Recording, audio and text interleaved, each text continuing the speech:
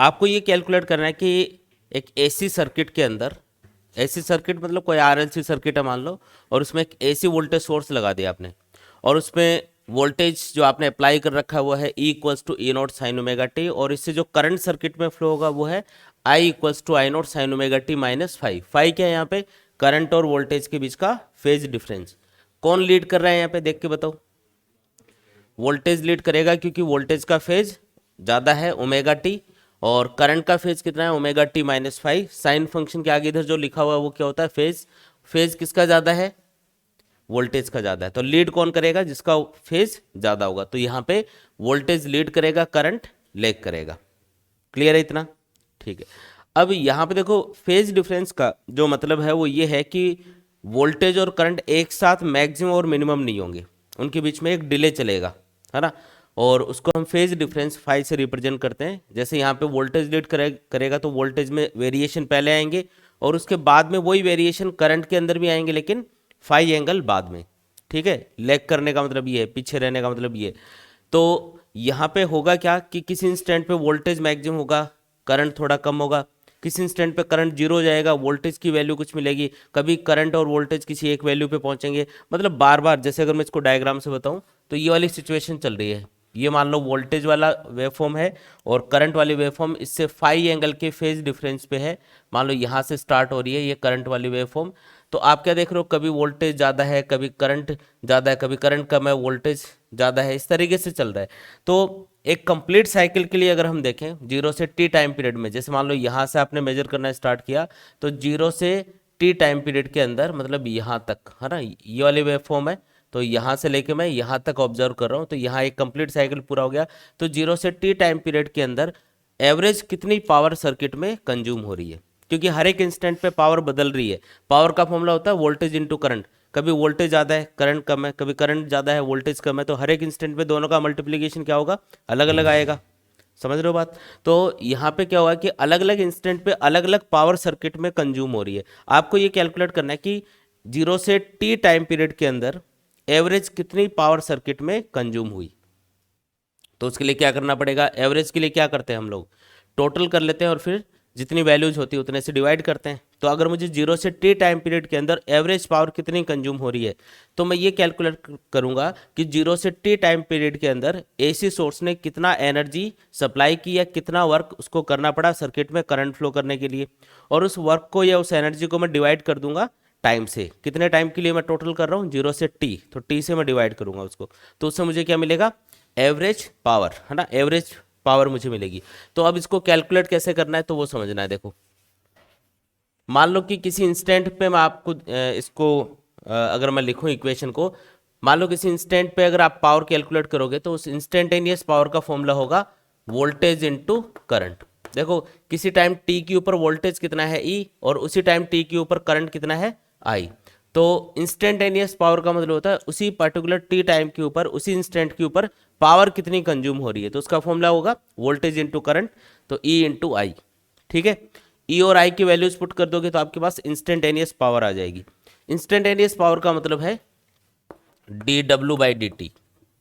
Instantaneous power का मतलब क्या है? D W by D T. मतलब सपोज करो कि सोर्स ने, जो वोल्टेज सोर्स है उसने डी टी टाइम इंटरवल के लिए डी डब्ल्यू वर्क किया सर्किट में करंट फ्लो करवाने के लिए, या डी डब्ल्यू एनर्जी सप्लाई की। एनर्जी सप्लाई किया ऐसा बोल दो, या डी डब्ल्यू वर्क किया ऐसा बोल दो, क्योंकि जो एक तरह से सोर्स जो वर्क करेगा सर्किट में करंट फ्लो करवाने के लिए वही सप्लाइड एनर्जी के बराबर होगा। उसी एनर्जी से क्या हो रहा है? सर्किट में करंट फ्लो हो रहा है। तो D W by D T का मतलब है कि डी टी टाइम में हमने डी डब्ल्यू एनर्जी सप्लाई की, और जो एनर्जी या वर्क सर्किट में हुआ, एनर्जी सप्लाई हुई या जो वर्क हुआ, उसको जब आप टाइम से डिवाइड करोगे तो क्या आएगा अपने पास में? पावर। तो पावर का फॉर्मूला क्या होता है? Work upon time.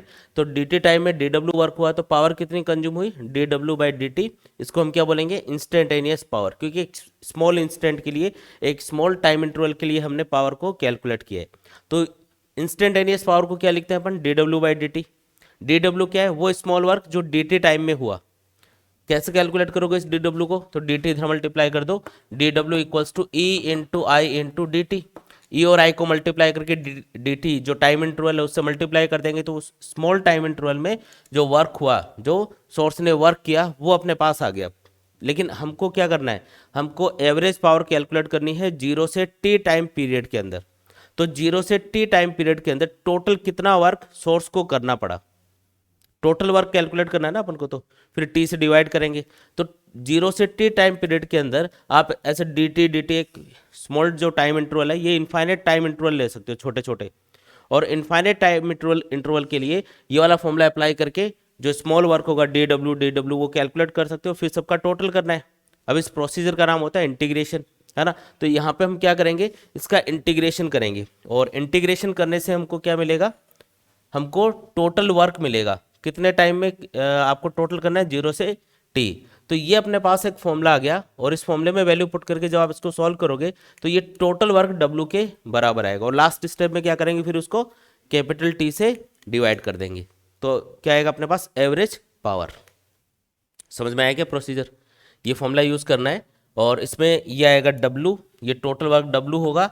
और यहाँ पे अगर मैं वैल्यूज पुट करूँ, देखो यहाँ पे वैल्यूज पुट कर रहा हूँ, E की वैल्यू कितनी है, ई नॉट साइन ओमेगा टी, और इसको मल्टीप्लाई करना है I से, I की वैल्यू है I naught sine omega T minus 5, ठीक है, इनटू डी टी, और 0 से t की लिमिट लगा दी। अब आपको इसको सॉल्व करना है, जो आंसर आएगा उसको t से डिवाइड करेंगे तो फाइनल आंसर आ जाएगा, एवरेज पावर आ जाएगी अपने पास। तो सॉल्व करना है, अब सिर्फ मैथमेटिक्स है। ई नॉट इंटू आई नॉट, ये क्या है, कॉन्स्टेंट वैल्यूज है दोनों, इनको अलग कर लेते हैं। इंटीग्रेशन के अंदर बचेगा साइन ओमेगा टी माइनस 5। ये जो साइन ओमेगा टी माइनस 5 है, इसको आप लिख सकते हो साइन ए माइनस बी का एक फॉर्मूला होता है, उससे अपन इसको ओपन करेंगे, ये बनेगा sine omega t cos 5 minus cos omega t sine 5। ये फॉर्मूला पता है क्या आपको, साइन ए माइनस बी का फॉर्मूला होता है sine A cos B minus cos A sine B, ठीक है। ये फॉर्मूला हमने यूज़ किया, और ये वाला जो साइन ओमेगा टी माइनस 5 है, इसको ओपन कर लिया, ओपन किया तो ये इक्वेशन आ गई। अब साइन ओमेगा टी को इससे और इससे दोनों से मल्टीप्लाई करेंगे ताकि इसको अपन इंटीग्रेट कर पाए बाद में। तो हमने लिखा ई नॉट आई नॉट, ये तो कांस्टेंट है, और 0 से टी के लिए इंटीग्रेशन, साइन ओमेगा टी को जब इससे मल्टीप्लाई करेंगे तो क्या आएगा, sine square omega t cos 5, और माइनस फिर साइन ओमेगा टी को इससे मल्टीप्लाई करो, ये बनेगा sine omega t cos omega t, एक और चीज़ है साइन 5, ठीक है, साइन 5, और लास्ट में क्या आएगा, डी टी, ठीक है। ये अपने पास में मल्टीप्लाई करने के बाद आ गया। अब इसका इंटीग्रेशन करना है, तो देखो यहाँ पे साइन स्क्वायर ओमेगा टी है, कॉस 5 और साइन 5 तो कांस्टेंट होंगे, क्योंकि 5 क्या है, एक फेज डिफरेंस है जो करंट और वोल्टेज के बीच का है। जैसे सपोज करो करंट और वोल्टेज के बीच का फेज डिफरेंस है 30 डिग्री, तो 5 की वैल्यू 30 डिग्री है, तो साइन 30 और कॉस 30 क्या होगा, कांस्टेंट होगा, जो भी आएगा। इसका मतलब ये जो कॉस 5 और साइन 5 है, इनका तो इंटीग्रेशन होगा नहीं, बाकी जो बचा उसका इंटीग्रेशन करना है। तो थोड़ा सा इसको अपन जब सॉल्व करेंगे तो इसको थोड़ा सिंप्लीफाई करना पड़ेगा। ये हमको लिखना होगा ई नॉट आई नॉट 0 से टी, ये जो cos 5 है इसको तो चलो कांस्टेंट मान लिया, इसको अलग कर लिया मैंने, लेकिन ये जो साइन स्क्वायर ओमेगा टी है, इसका डायरेक्ट इंटीग्रेशन नहीं होगा, इसको स्क्वायर को हटाना पड़ेगा। इसको स्क्वायर को हटाने का तरीका ये है, 1 minus cos 2 omega t by 2 लिख दो इसको, ये एक फॉर्मूला है, sine square theta equals to 1 minus cos 2 theta by 2, theta की जगह ओमेगा टी है इसलिए हमने ओमेगा टी वहाँ पे 2 ओमेगा टी करके लिख दिया उसको, ठीक है। ये फॉर्मूला याद करना है भाई अपन को, माइनस फिर यहाँ पे देखो ये है sine omega t cos omega t, एक फॉर्मूला होता है साइन 2 थीटा का होता है 2 sine theta cos theta, sine 2 theta किसके बराबर होता है, 2 साइन थीटा कॉस थीटा। यहाँ पे 2 तो नहीं है इसलिए 2 से मैं मल्टीप्लाई और डिवाइड कर देता हूँ, 2 से सपोज करो मैंने मल्टीप्लाई किया, 2 से डिवाइड कर दिया, अब ये बन गया 2 sign omega t cos omega T, जिसको हम क्या लिख सकते हैं, साइन 2 ओमेगा टी लिख सकते हैं, डिवाइडेड बाई 2, ये वाला 2 आ गया, इंटू साइन 5। समझ में आया क्या ये? तो ये वाला स्टेप अपन ने फॉलो किया यहाँ पे, और ये इक्वेशन अपने पास आ गई। अब इसका इंटीग्रेशन कर सकते हो, इजीली करो। देखो W equals to E naught I naught 0 से t, ये 2 भी कांस्टेंट है, इसको भी cos 5 के साथ अलग कर लेते हैं। अच्छा इंटीग्रेशन अपन कर ही रहे हैं तो अब ये इंटीग्रेशन वाला सिंबल हटा देते हैं, cos 5 बाई 2। अब आपको देखो 1 का इंटीग्रेशन करना है, तो 1 का इंटीग्रेशन क्या होगा, t टाइम के रेस्पेक्ट में कर रहे हो, माइनस cos 2 ओमेगा टी का क्या होगा, साइन 2 ओमेगा टी, और जो t का मल्टीपल है वो अपॉन में आ जाएगा, और लिमिट क्या लगाएंगे, 0 से t की लिमिट लगेगी, है ना। 0 से t के लिए आपको टोटल वर्क कैलकुलेट करना है। ये क्या आएगा, साइन 5 और 2 तो कांस्टेंट अलग कर लेता हूँ, साइन 5/2, और ये जो साइन 2 ओमेगा टी है इसका इंटीग्रेशन होगा minus cos 2 omega t by 2 omega, ठीक है। माइनस में आएगा ये, तो माइनस यहाँ पे लगाने के बजाय मैं यहाँ पे लगा रहा हूँ, तो ये प्लस हो जाएगा यहाँ पे 0 से t की लिमिट, और ये अपने पास में फाइनल इक्वेशन आ गई, ठीक है। थोड़ा अब इसमें लिमिट पुट करनी पड़ेगी, w equals to E naught I naught, ये है कॉस 5/2, ध्यान से देखना। अब ये जो t है इसमें अपर लिमिट पुट करो, तो स्मॉल t की जगह अगर मैं कैपिटल T पुट करूंगा तो ये बन जाएगा capital T, minus lower limit, तो 0 पुट करो तो ये बनेगा 0, t माइनस 0 क्या होगा t, तो इसकी जगह आएगा t, इसमें लिमिट पुट करोगे तो t आएगा। और ये जो साइन 2 ओमेगा t है इसमें देखो ये 2 ओमेगा तो कांस्टेंट है, 2 ओमेगा अलग कर लिया, इसमें जब आप अपर लिमिट पुट करोगे तो ये बनेगा sine 2 omega capital T minus lower limit पे क्या बनेगा, साइन 2 ओमेगा इंटू 0, है ना, ये साइन 0 बन जाएगा, मतलब फिर प्लस करके आगे लिखता हूँ ये वाला साइन 5 अपॉन 2 ओमेगा भी बाहर निकाल लो तो ये बनेगा 4 ओमेगा, और ये जो कॉस 2 ओमेगा टी है इसमें लिमिट पुट करेंगे तो cos 2 omega capital T minus क्या लिखूं, कॉस 2 ओमेगा इंटू 0। समझ में आ रहा है कि अब वैल्यूज पुट कर देते हैं।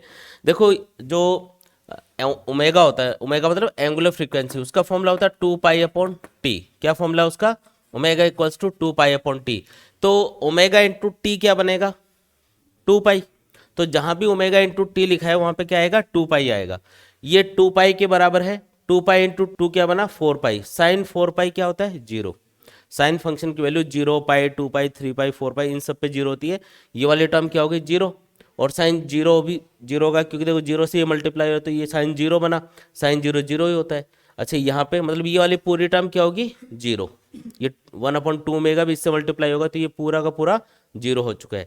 यहाँ पे ओमेगा टी की जगह 2 पाई पुट करोगे, 2 पाई इंटू 2 4 पाई, कॉस 4 पाई की वैल्यू होती है +1। देखो कॉस फंक्शन की वैल्यू 2 पाई 4 पाई 6 पाई इन सब पे क्या होगी +1 आएगी, पाई 3 पाई इन सब पे -1 होती है, तो ये बनेगा कॉस 4 पाई, और कॉस 4 पाई कितना आएगा, कॉस 4 पाई कितना आएगा +1, और ये कॉस देखो 0 बनेगा यहाँ पे, कॉस 0 क्या होता है +1, तो 1 - 1 क्या हुआ 0, ये भी 1 है ये भी 1 है, तो आंसर क्या आ गया 0, मतलब ये वाली पूरी टर्म भी 0, तो बचा क्या है यहाँ पे सिर्फ t बचेगा ब्रैकेट के अंदर, बाकी ये वाली पूरी टर्म 0, ये वाली पूरी टर्म 0, तो हम आंसर क्या लिखेंगे, ये देखो w इक्वल्स टू हमने लिखा ई नॉट आई नॉट कॉस 5/2 और into T, cos 5/2 into T, यही आएगा, बाकी सब 0 हो चुका है।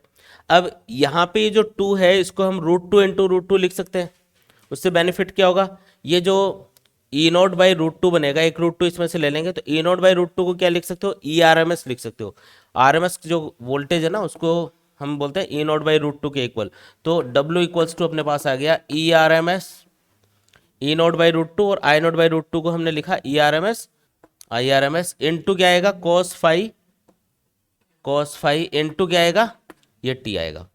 और लास्ट स्टेप में क्या करना है, मैंने आपको बताया था कि जो टोटल वर्क अपने पास आएगा उसको जितने टाइम के लिए आपने वर्क का टोटल किया है, कितने टाइम के लिए किया है 0 से t टाइम के लिए किया है, इसका मतलब t से हमको डिवाइड करना पड़ेगा तभी तो एवरेज पावर आएगी, तो एवरेज पावर का जो फॉर्मूला अपने पास आएगा वो आएगा total work upon total time, total time क्या है t से डिवाइड करो, तो वो वाला जो t है वो हट जाएगा फॉर्मूले से, ये वाला फॉर्मूला डिवाइड करने से हट जाएगा, और आंसर क्या आएगा IRMS cos 5, और ये जो फॉर्मूला अपने पास आया इसी को हम क्या बोलते हैं average power consumed in the series RLC circuit. मतलब ये पूरा जो डेरिवेशन है इसमें कंक्लूजन क्या निकला कि किसी भी AC सर्किट के अंदर जो एवरेज पावर कंज्यूम होगी उसका फॉर्मूला होगा IRMS cos 5, और ये cos 5 के ऊपर डिपेंड करेगा, एवरेज पावर जो होगी वो किस पे डिपेंड करेगी cos 5 के ऊपर, तो cos 5 को भी हम एक अलग नाम से जानते हैं, इसको हम बोलते हैं पावर फैक्टर, क्योंकि जब पावर कैलकुलेट करते हो एवरेज पावर किसी भी ऐसी सर्किट में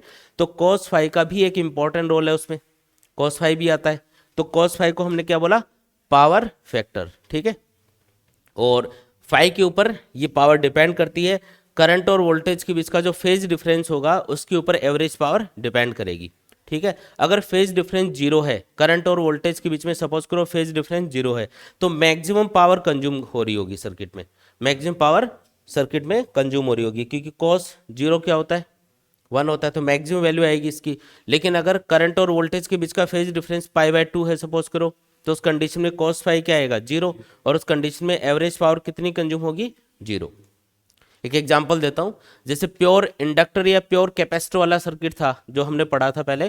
प्योर इंडक्टर, प्योर कैपेसिटर को अगर आप किसी भी एसी वोल्टेज सोर्स के अक्रॉस कनेक्ट करोगे तो करंट और वोल्टेज के बीच का फेज डिफरेंस हमेशा पाई/2 रहता है।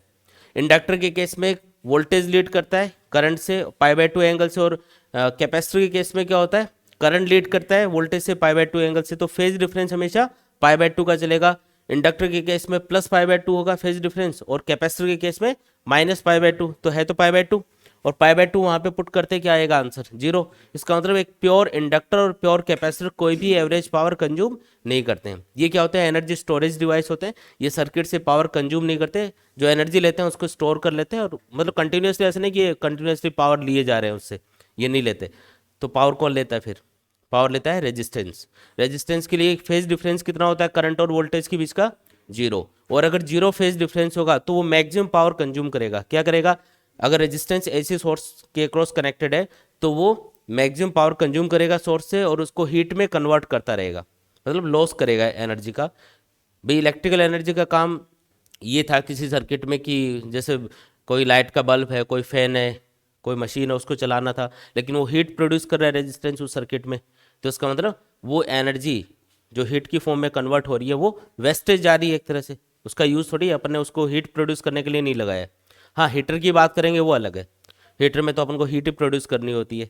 एक हीटर को आपने इलेक्ट्रिकल एसी सप्लाई दी, हीटर यूज़ करते हैं ना इलेक्ट्रिकल हीटर, तो उसमें क्या होता है कि आप इलेक्ट्रिकल जो एक हाई रेजिस्टेंस वायर लगा होता है उसमें जैसे ही करंट पास होता है वो हीट प्रोड्यूस करता है, तो वो तो हमको चाहिए सर्दी में, है ना, उससे तो मज़ा आता है, तो वो तो चाहिए। लेकिन बाकी जो बाकी सर्किट्स हैं जैसे फैन है या और कोई मशीनरी है उसमें वो हीट नहीं चाहिए होती है, पर उससे क्या लॉस होता है, मशीन ख़राब भी हो सकती है, फैन ख़राब भी हो सकता है, जल जाता है ना फैन, फैन की वाइंडिंग जल जाती है उससे गर्म होने से, तो वो नहीं चाहिए। तो हम ये बोलेंगे कि इंडक्टर और कैपेसिटर क्या है, एवरेज पावर जीरो कंज्यूम करते हैं, जबकि रेजिस्टेंस मैक्सिमम पावर सर्किट में कंज्यूम करता है।